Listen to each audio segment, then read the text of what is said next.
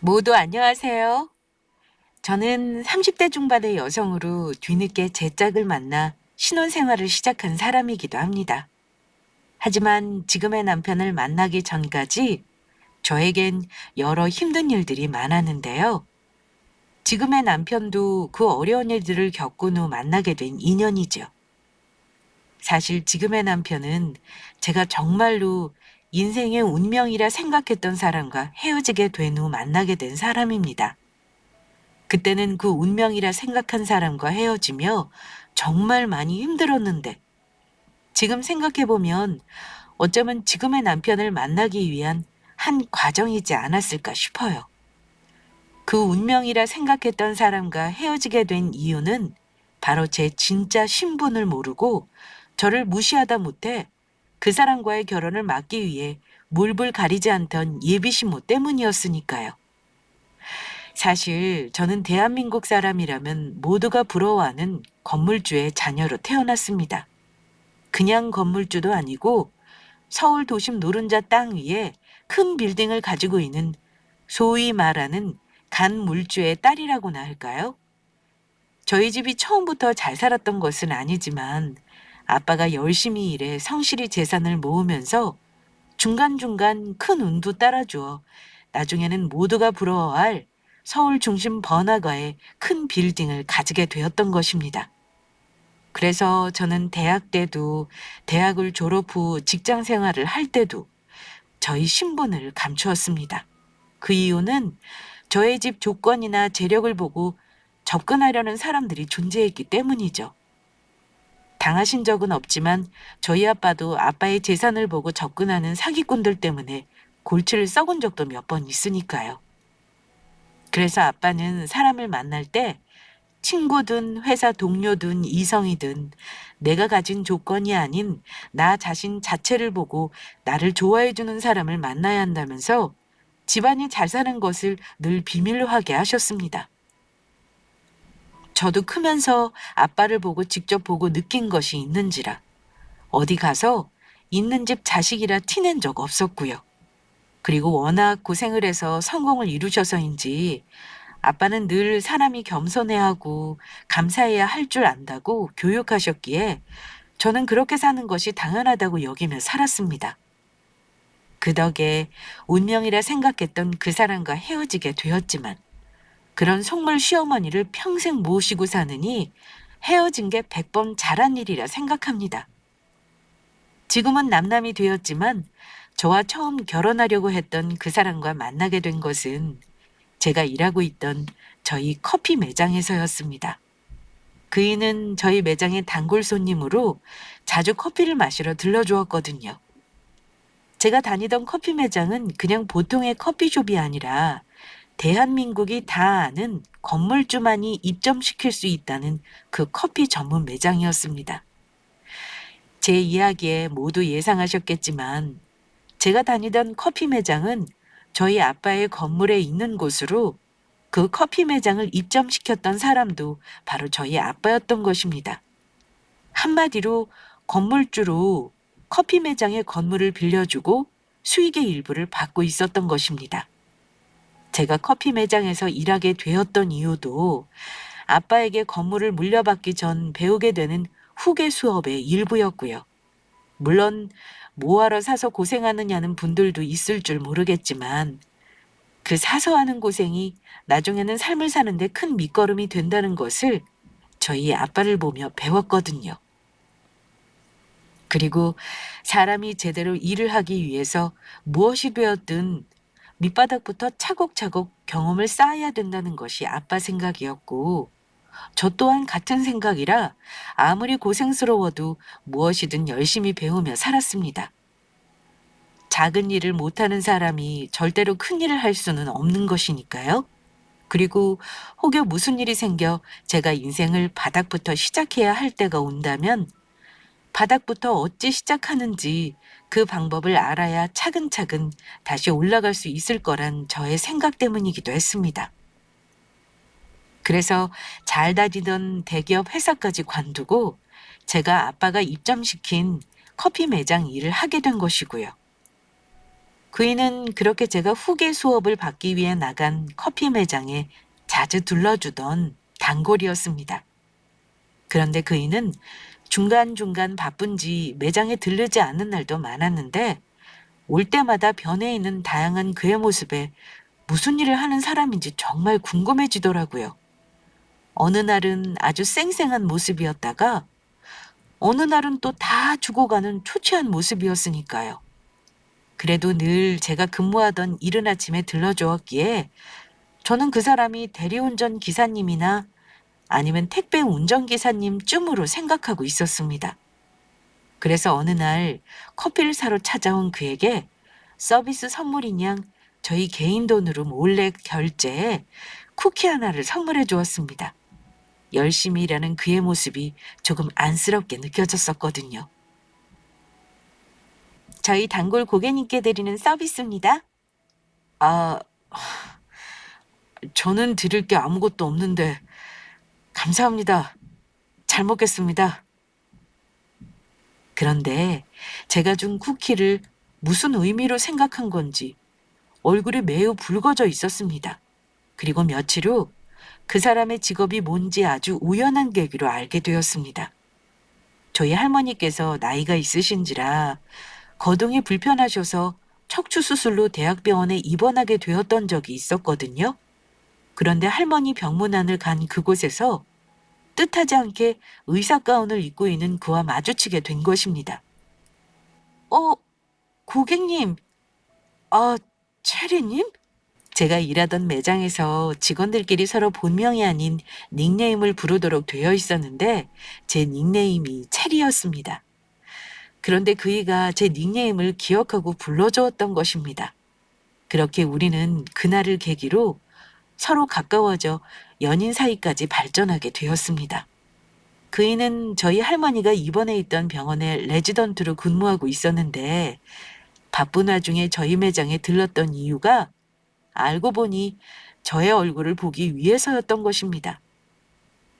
그이의 병원은 저희 매장과 가까운 곳에 있었고 병원에서 당직을 서고 퇴근한 날 우연히 커피를 사러 들렀다가 저에게 반했다는 것이었죠. 그는 쾌활하고 밝은 다정다감한 사람이었고 저희는 어느새 평생을 함께하자는 약속까지 하게 되었죠. 그러나 아직 저희 신분에 대해 밝힐 수는 없었습니다.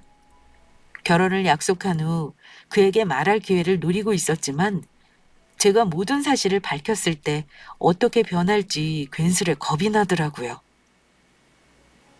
그렇게 저희는 그의 바쁜 시간을 쪼개 연애를 하였고 저보다 4살이 많았던 그가 어려운 레지던트 생활이 끝날 무렵 양가 부모님께 인사를 드리러 가게 되었습니다.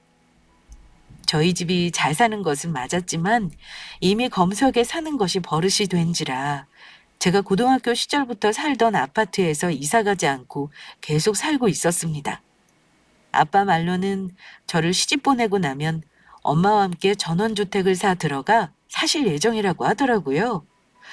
그래서 그이는 저희 집을 보며 아무런 의심 없이 그저 평범한 가정집이라 생각했던 것 같습니다. 그러면서 자기 집과 비슷해서 친근해서 더욱 마음에 든다고 하더라고요. 저희 아빠가 큰 빌딩의 건물주라는 사실을 전혀 모른 채요. 아빠는 그이를 보더니 우리 집과 차이가 많이 나긴 하지만 그이의 성품이 마음에 든다며 저희 두 사람의 결혼을 흔쾌히 허락해 주었습니다. 그런데 중간에 뭐가 급한지 아빠의 허락이 떨어지자마자 그 소식에 그이가 사고를 치고 말았습니다. 글쎄 저 모르게 결혼식장을 알아보더니 예약까지 해놓은 것입니다. 바쁜 의사가 그럴 시간이 어디 있었는지 쉬는 날 하루 동안 이곳저곳을 혼자 보러 다니며 덜컥 예약까지 해놓은 것입니다. 아직 그의 어머니를 만나 뵙기 전이었고 제대로 결혼 날짜조차 의논하지 않은 상태에서 그이가 일을 저지르고 만 것입니다. 바쁜 의사 생활에 이렇게라도 하지 않으면 언제 결혼하게 될지 알 수가 없다면서 기회가 될 때 미리 준비해놔야 한다면서요? 그러면서 저에게 깜짝 선물을 해주고 싶었다고 하더라고요. 예약한 결혼식장을 보면 저도 분명히 마음에 들어할 거라면서요. 그이는 일찍 아버지를 떠나보낸 사람이라 예비 시어머니께서 혼자 키우셨는데 어머니께서 반대라도 하시면 어쩌려고 그러냐는 제 말에 절대로 그럴 일이 없다고 했었습니다.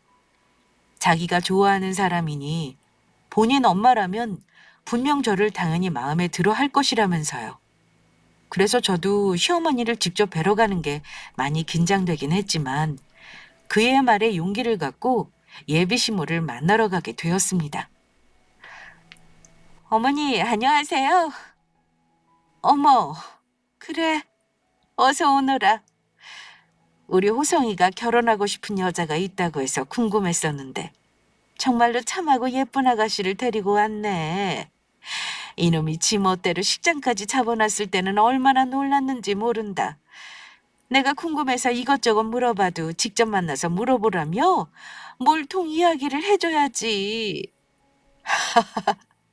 엄마 어때? 우리 예빈이 정말 마음에 들지 않아? 내가 뭐라고 그랬어? 엄마도 보면 분명히 마음에 들어할 거라 그랬잖아. 우리 예빈이 보면 볼수록 더 괜찮은 사람이라고. 남편의 집은 제가 생각했던 대로 아버지만 없을 뿐 평범한 집안이었습니다. 그때는 이런 평범한 가정에서 시어머니 혼자 아들을 키워 의사까지 만들었다는 것 자체가 정말 대단해 보였죠. 저는 그이가 사람을 살리는 일을 한다는 것이 대단하고 자랑스럽게 느껴졌으니까요. 그런 아들을 키운 예비 시모가 어떤 사람인지도 모르고요. 제가 이상함을 감지한 것은 시어머니가 차린 식탁에서 같이 식사할 때였습니다. 그래서 우리 며느리는 하는 일이 무엇일까? 아, 저는 커피 매장에서 직원으로 일하고 있어요. 그러니까 카, 카페 직원? 네, 어머니. 그 뭐냐 점장인가 매니저 같은 것도 아니고? 네, 아니에요. 그냥 일반 직원입니다. 그러면은 아버지는 무슨 일을 하시는데? 현재는 쉬고 계세요. 그동안 일을 열심히 하셨거든요. 그렇구나. 제 말에 티가 날 정도로 떨떠름한 표정을 짓던 시어머니는 식사가 끝날 때까지 아무 말이 없으시다. 그이가 차를 마시다 잠시 화장실을 간 사이 저에게 이상한 말을 꺼낸 것입니다. 정말 궁금해서 그러는 건데 너는 뭘 믿고 우리 아들을 만난 거니? 네 주제에 우리 아들이 가당키나 하니? 예? 어머니, 그게 무슨 말씀이세요? 정말 어처구니가 없어서 나는 말이다. 시어머니는 저에게 무슨 말을 하려다 그이가 화장실에서 나오는 소리에 다시 입을 다무시더라고요. 그러면서 제가 어느 매장에서 일하는지, 제가 저희 부모님과 어디에서 사는지, 집은 자가인지 전세인지 조목조목 물었습니다. 그리곤 식장까지 잡았으니 빨리 결혼 준비해야 한다는 그이의 말에 저희 결혼을 허락해주는 것처럼 아무 말이 없으시다. 제가 그이의 집에서 나오는 길에 제 연락처를 물으시더라고요. 꼭 제 연락처를 알고 싶다면서 왠지 저한테 연락할 일을 많을 것 같다면서요. 그리고 얼마 지나지 않아 예비 시어머니에게 연락이 왔습니다. 그이 몰래 단둘이 좀 만나고 싶다면서요. 그전 시어머니의 태도가 이상하긴 했지만 결혼할 남자의 어머니이니 저는 반가운 마음에 저는 쉬는 날로 약속을 잡았습니다. 시어머니는 저를 만나자 카페에서 잠깐 이야기하면 된다고 하더라고요. 하지만 처음 밖에서 만나는 예비 시모를 커피숍으로 데려가는 것도 그렇고 이미 괜찮은 식당을 알아봐서 방을 예약해 두었던지라 그곳으로 모시고 갔었습니다. 그런데 시어머니는 저머니 물을 내오기도 전에 급히 이야기를 시작하시더라고요. 나는 너랑 이런 곳에서 밥 먹을 생각도 없고 호성이가 식장까지 잡아놓았다고 하니 나도 더 늦기 전에 말해야겠다. 그러니까 바로 본론부터 말하마. 나는 이 결혼 반대다. 그러니 우리 호성이랑 헤어져라. 어머니, 그게 무슨 말씀이세요? 호성 오빠랑 헤어지라니요. 저희 두 사람 정말 많이 사랑하고 있고요. 어머니께서 무슨 이유로 저희 헤어지라고 하시는 건지 모르겠어요. 지금 이 사실 호성 오빠도 알고 있는 건가요? 정말 기가 막혀서 네가 낯짝이라는 게 있는 사람인지 모르겠구나. 정말로 내가 왜 헤어지라고 하는지 몰라서 묻는 거니? 그렇다면 알려주마. 네 주제 좀 알아. 어디 카페 종업원 주제에 우리 아들을 넘봐? 네 주제, 의사 남편이 정말 말이 된다고 생각하니? 어디서 남의 아들 인생을 망치려고? 어머니, 제 직업이 뭐 어때서요? 세상에 직업에 귀천이 어디 있다고요? 제가 지금 커피 매장 직원이지만 열심히 살면 앞으로 어떻게 될지 사람 일은 모르는 거고요. 어머니 죄송한데 저 호성 오빠랑 헤어질 수 없어요. 오늘 말씀은 못 들은 걸로 할게요. 어머니께서 뭐라고 하시던 오빠가 저랑 헤어지고 싶어 하는 거 아닌 이상 저는 못 헤어져요. 이게 인제 보니 보통 내기가 아니구나. 너 우리 아들 의사인 거 알고 일부러 접근했지? 오냐? 좋다. 네가 정우리 호성이랑 못 헤어지겠다면 두 사람 결혼할 수 있는 방법을 알려주마. 그렇게만 해준다면 나도 더는 두 사람 결혼 반대 안 하마. 저는 그 일을 진심으로 사랑했고 시어머니가 말하는 방법이 무엇이든 그것으로 우리 두 사람의 결혼을 허락받을 수 있다면 무엇이든 할 각오가 되어 있었습니다.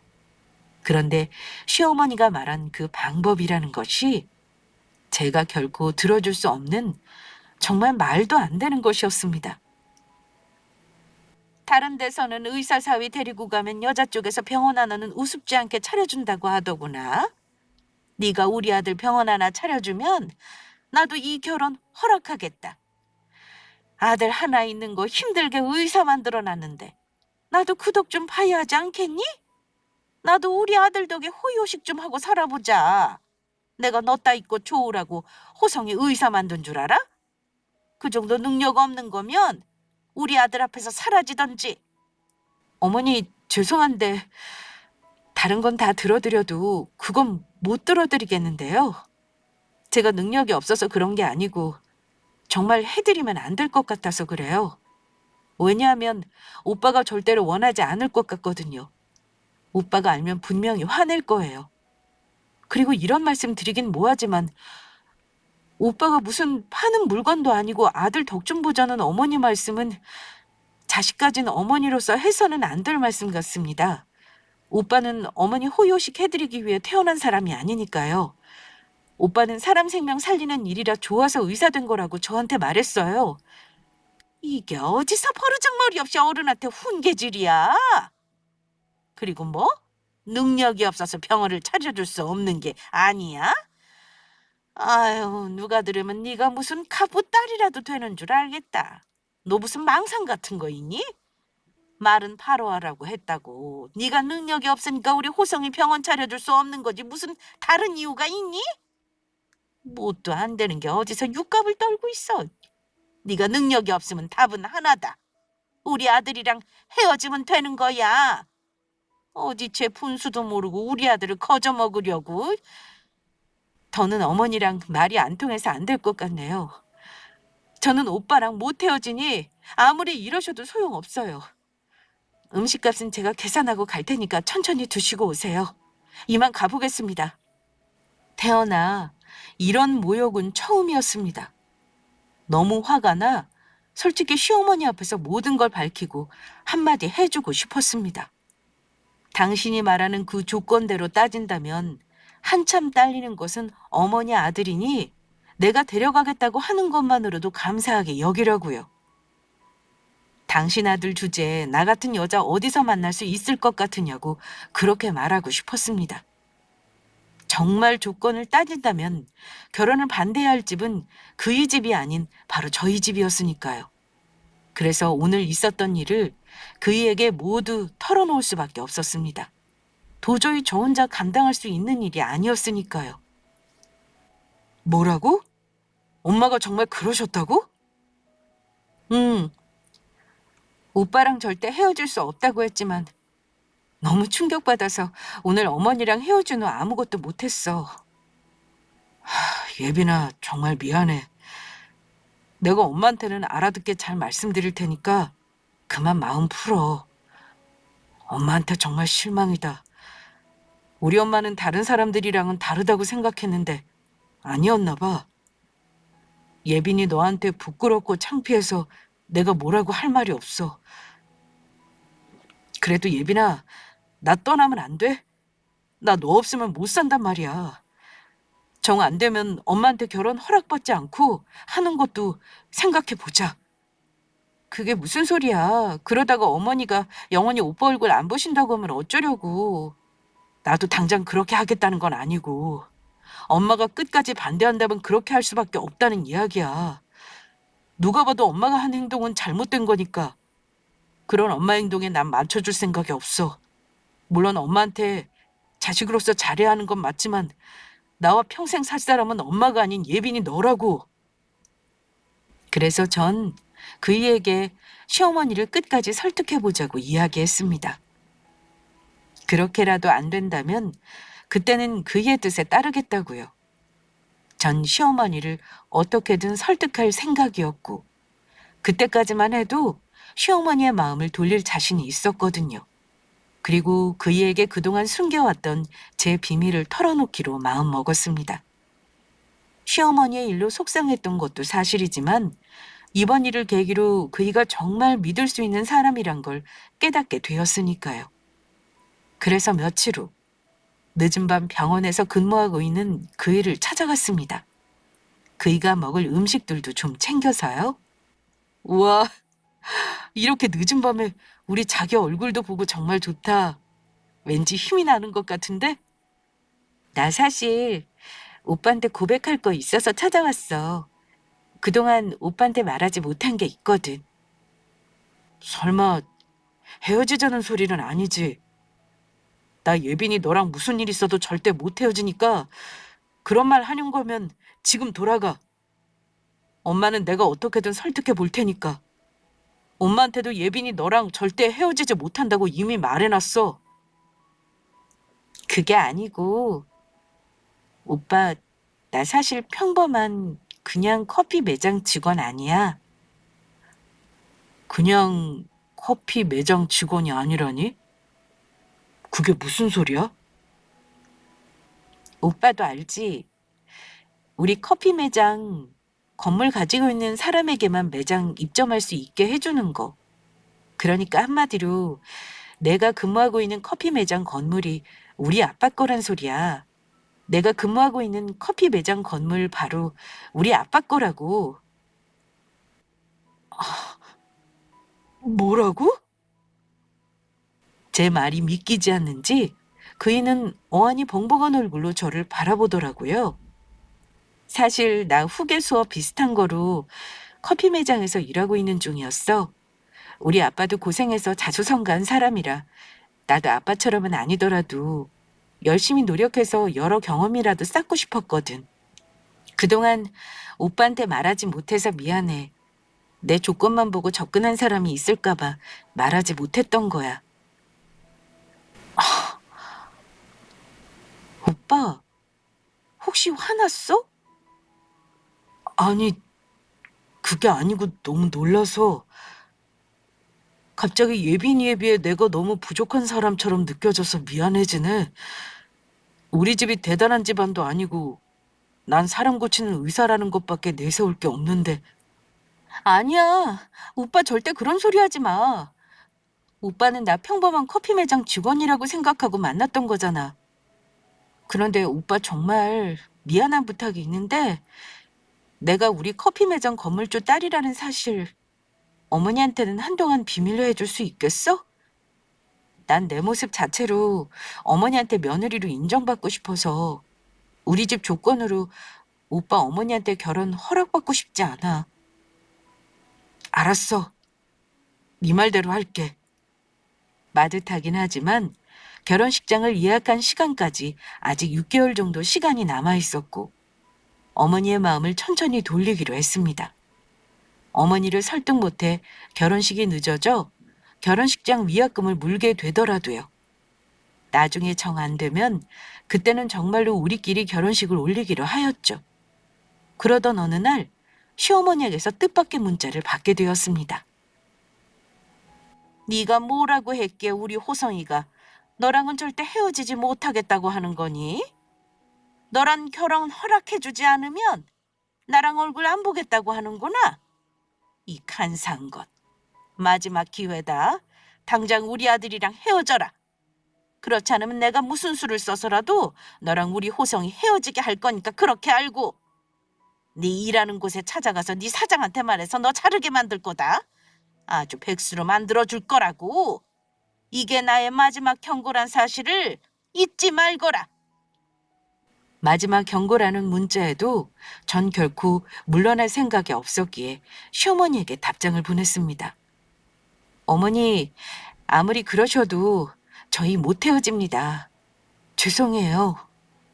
하지만 그때까지는 알지 못했습니다.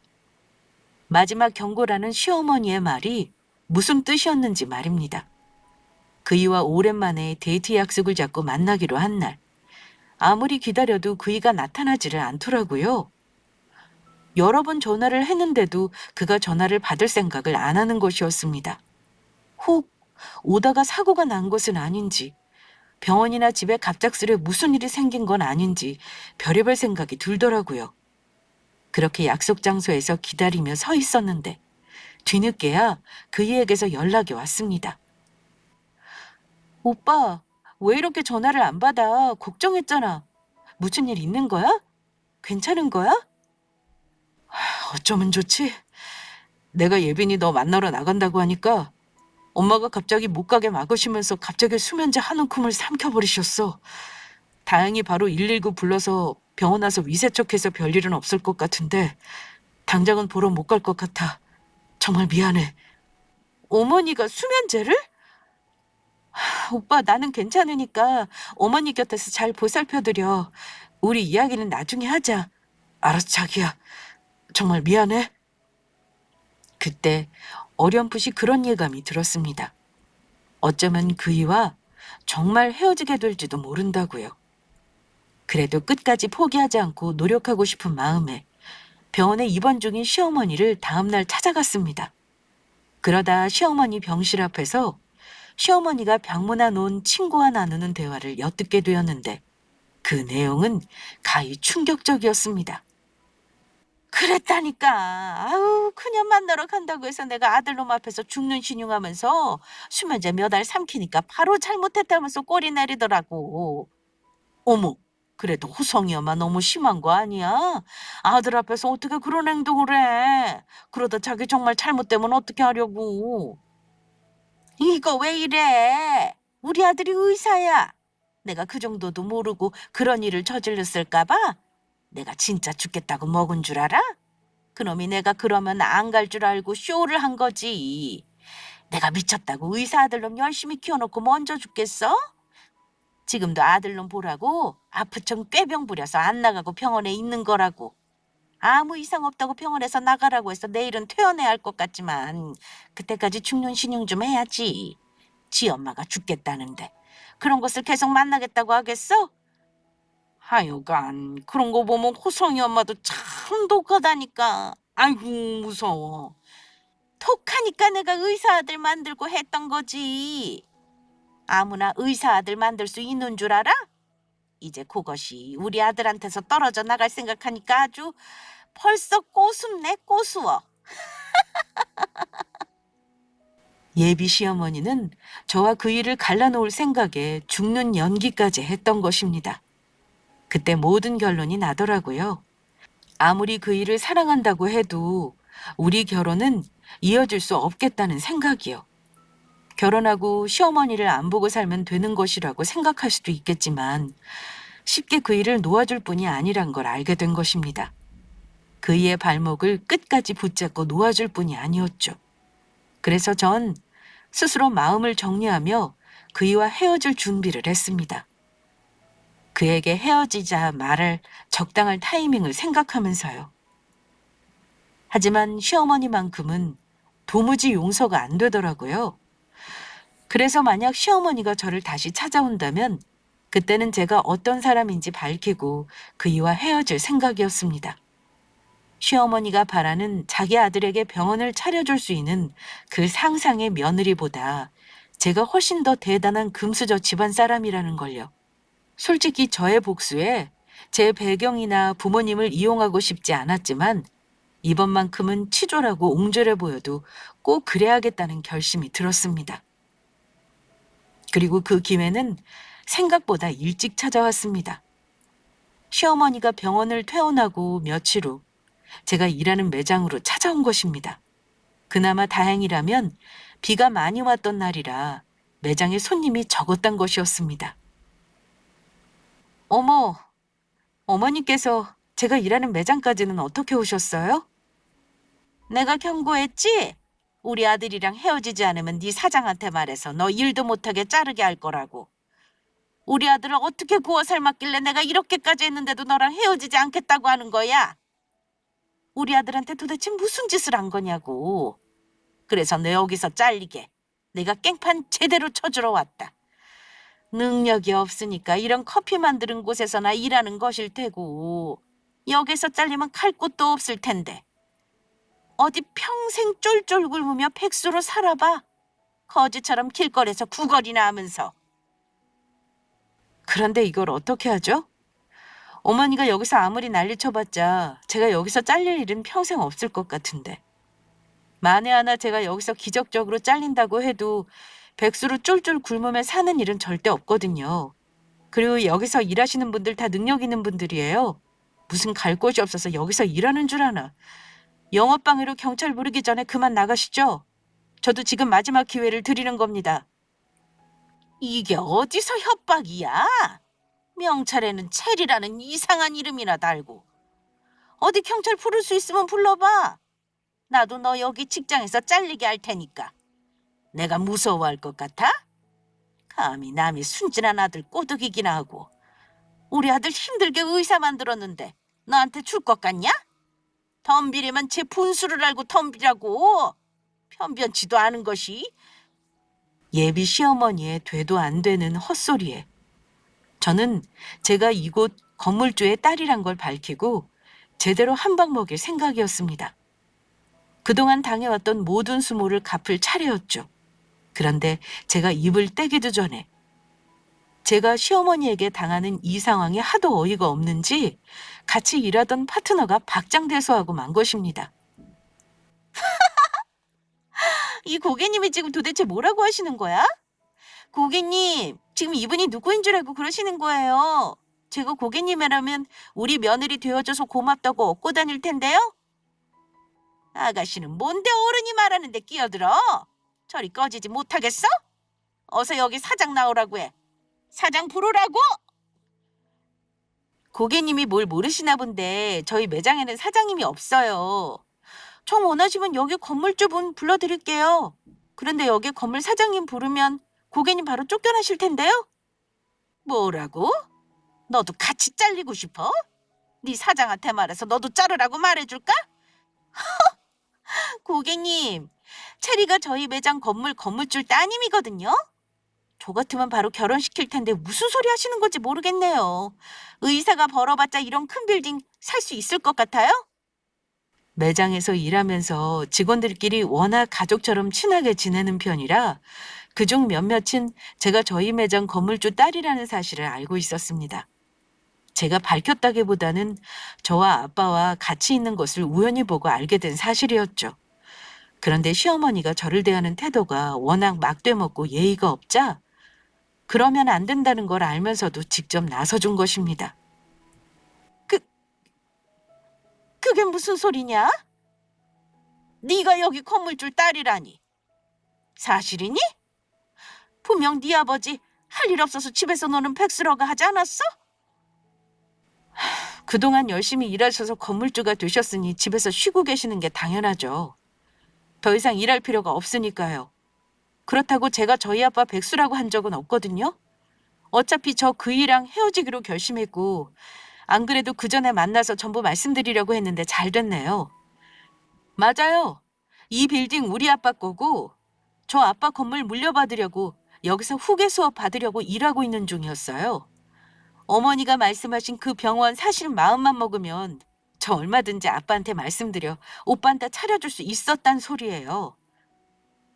돈 앞에서는 부모 형제도 없다더니 제 한마디에 조금 전까지 그이와 헤어지라고 협박하고 윽박지르던 시어머니의 태도가 한순간에 변하더라고요. 마귀에서 천사로 말이에요. 그게 정말이니? 아우, 그거 정말 너무 잘 됐구나. 그런 것도 모르고 내가 너 일하는 곳에 찾아와 눈치 없이 방해나 하고 정말 미안하구나. 인제 보니 우리 집에 귀인이 들어왔어. 황금 덩어리보다 더 귀한 귀인. 아니에요. 저한테 미안해하실 필요 전혀 없으세요. 왜냐하면 앞으로 제가 어머니 집안의 귀인이 될 일은 영영 없을 테니까요. 오늘 어머니 오신 거로 저 마음 확실히 굳혔으니까 어머니 원하시는 대로 오빠랑 헤어지겠습니다. 헤어지다니? 아가, 갑자기 그게 무슨 소리니? 두 사람 무슨 일이 있어도 헤어지지 않을 거라면서. 혹시 나 때문이니? 그동안 내가 너희 두 사람 결혼 반대하면서 세아가 너한테 못되게 굴어서 그러는 거냐고. 그런 거라면 내가 사과하마. 정말 미안하다. 이제 두 사람 결혼 반대할 이유도 없어졌겠다. 뭐가 문제니? 당장 날짜도 잡고 어서 빨리 결혼하거라. 문제가 있죠. 그것도 아주 많이. 바로 어머니가 큰 문제예요. 아니지. 앞으로 더는 얼굴 볼 일도 없으니까 아줌마라고 부를게요. 아줌마, 그동안 저한테 어떻게 하셨어요? 제가 아줌마 마음 돌리려고 그렇게 노력할 때 저 커피 매장에서 일한다고 무시하고 오빠랑 헤어지라고 괴롭힌 것도 모자라 오늘 저희 일하는 매장까지 찾아오셨죠? 그런 시어머니가 있는 남자랑 무서워서 어디 결혼이라 하겠어요? 결혼하고 나서 무슨 일이 생길 줄 알고요. 그리고 제가 그날 다 들었거든요. 그래도 마지막으로 아줌마 마음 돌리려고 병원 찾아간 날 친구분이랑 나눈 대화요. 저랑 헤어지게 하려고 일부러 수면제까지 먹고 죽는 척 연기한 거였다면서요. 그렇게 이상하고 정신 나간 시모를 저보고 어떻게 모시라는 소리세요? 그래서 제가 처음으로 말씀드렸었죠. 제가 지금 커피 매장 직원이지만 열심히 살면 앞으로 어떻게 될지 사람 일은 모르는 거니 잘 좀 봐달라고요. 하지만 끝까지 나 받아주지 않는 건 다른 사람도 아닌 바로 아줌마 당신이잖아. 그러니 아줌마 말씀대로 육갑 떠는 거지 같은 저는 이만 꺼져드리겠습니다. 아가, 그러지 말고 다시 한 번만 생각해 주거라. 내가 다 잘못했다. 내가 정신이 나갔었어. 내가 잠시 미쳤었어. 시어머니는 어떻게든 저를 잡고 싶었던 것인지 매장 안에서 저한테 갑작스레 무릎까지 꿇으시고 본인 몸을 마구 잡고 때리기까지 하더라고요. 내가 미쳤었다. 내가 미쳤어. 나이가 들더니 주책만 들어서 너한테 모진 소리만 하고 내가 배운 게 없어 무식해서 그랬다. 그러니 네가 이해해주면 안 되겠니? 우리 오성이한테 한 번만 더 기회 주면 안 되겠어?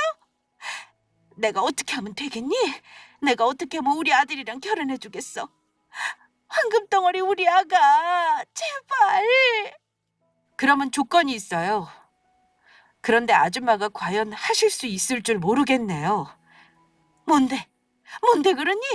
우리 호성이를 받아주겠다는데 내가 못할 게 뭐가 있겠냐. 네가 원하는 대로 다 하마.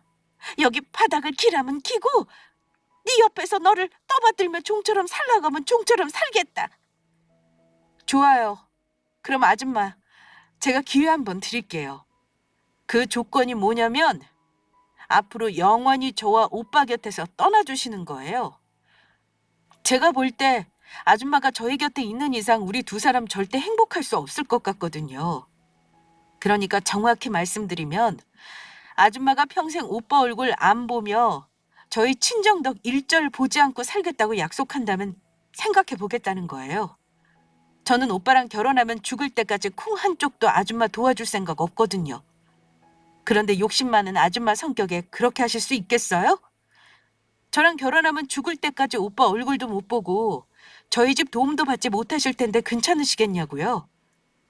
아가, 안 된다. 그것만은 절대 안 돼. 다시 생각해 주거라. 다시 생각해 줘. 저는 더는 들어볼 필요도 없어 바로 빌딩 경비원분들을 불렀습니다. 이상한 사람이 저희 매장에 들어와 영업방해를 하고 있으니 당장 쫓아내달라고 했습니다. 그러자 시어머니는 나가지 않겠다며 울면서 발악을 하더라고요. 결국 시어머니는 비 오는 날 경비원분들에게 질질 끌려 매장 밖으로 쫓겨나게 되었습니다. 건물주 며느리 볼 수 있었는데 이 건물이 다 내 거가 될 수 있었는데 아이고 아이고 배 아파 내 건물 내 황금 덩어리. 그 후에도 시어머니는 저희 매장 앞을 기웃거리며 저를 만나려 했었지만 그때마다 저는 봐주지 않고 바로 스토킹으로 경찰에 신고했습니다. 그러자 시어머니도 겁을 먹었는지 더는 찾아오지 않더라고요. 그리고 며칠 후 전 그이와 만나 이별을 고할 수밖에 없었습니다. 그간의 시어머니와 있었던 일은 알고 있던 그이도 저를 더는 붙잡아서는 안 되겠다고 생각했는지 저와의 이별을 순순히 받아들이더라고요. 아무리 오빠를 사랑해도 오빠 어머니를 내 시어머니로 모시며 살 수는 없을 것 같아. 내가 감당할 수 있는 분이 아니셔. 우리가 결혼하고 안 보고 산다고 해도 오빠 어머니, 나랑 오빠 결코 포기하려고 하지 않으실 거야. 정말 미안해. 아니야. 그동안 우리 엄마 때문에 예빈이 너 고생시킨 것 같아서 내가 정말 많이 미안했어. 내가 정말 사랑하는 사람이니까 그러니까 이렇게 지금 보내주는 게 맞는 것 같아. 어디에 있든 늘 행복하길 바랄게. 예빈이 넌 충분히 그럴 자격 있는 사람이야. 그동안 나같이 별 볼 일 없는 남자 만나주고 많이 사랑해줘서 정말 고마워. 나도 고마웠어. 오빠 같은 좋은 남자 만날 수 있어서 많이 행복했었어. 그이와 저는 그렇게 서로 이별을 고하며 파혼을 하게 되었습니다. 서로만 생각하면 행복하게 살 수 있었던 저희 두 사람이었지만 세상이 제 뜻대로 되는 것만은 아니라는 걸 그이와 헤어지는 경험을 통해 알게 되었죠. 그 후 그이를 알고 있는 지인을 통해 들으니 시어머니는 그이와 제가 헤어진 충격으로 몸져 누우셨다고 합니다. 제 스스로 굴러들어온 복을 찬 것도 모자라 잘 될 수 있었던 아들 인생까지 망쳤다면서요. 정신적 충격이 컸던 것인지 정신과 약까지 먹기 시작했다고요. 그러면서 저를 며느리로 다시 데려오라며 한동안 그 일을 괴롭혔다고 합니다. 저를 쫓아낸 것은 예비 시어머니였으면서 누구한테 저를 데려오라고 괴롭힌 것인지 어이가 없었습니다. 그런데 그런 시어머니 모습에 질린 것은 그이도 마찬가지인지 그 후 시어머니와 인연을 끊었다고 합니다. 시어머니에게 생활비는 보내고 있지만 얼굴은 안 보고 있는 상태라고 합니다. 그이와 헤어지고 저는 한동안 굉장히 힘든 나날을 보냈습니다. 정말로 많이 사랑했던 사람인지라 헤어진다고 바로 잊을 수 있는 것이 아니었죠. 하지만 인연은 정말 생각지도 못한 뜻밖의 곳에서 찾아온다고 하죠. 지금의 남편과 정말 운명처럼 만나게 된 것입니다. 그 사람과 헤어지고 1년쯤 되었을까. 제가 다른 매장으로 잠시 파견 근무를 다녀왔더니 저희 건물에 새로운 한의원이 들어섰던 것입니다. 그전까지 인테리어 공사를 하고 있었단 사실을 알았지만 나이 지긋하신 원장님께서 진료를 보실 거라고 생각을 했었습니다. 주거병으로 손목 관절이 안 좋아졌던 저는 한의원 원장님의 실력이 좋다는 소문을 듣고 찾아가게 되었는데 어느 말끔한 젊은 남자 직원이 저를 맞이해 주더라고요.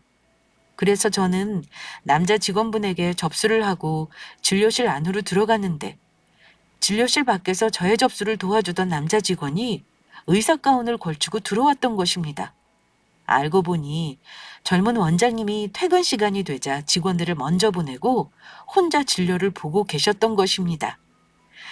소문처럼 실력이 좋았던 것인지 원장님에게 진료를 보고 정말로 안 좋았던 손목이 좋아지면서 저는 한의원 단골이 되었고 원장님도 제가 아래 매장에서 근무하는 직원이라는 걸 알게 되었습니다.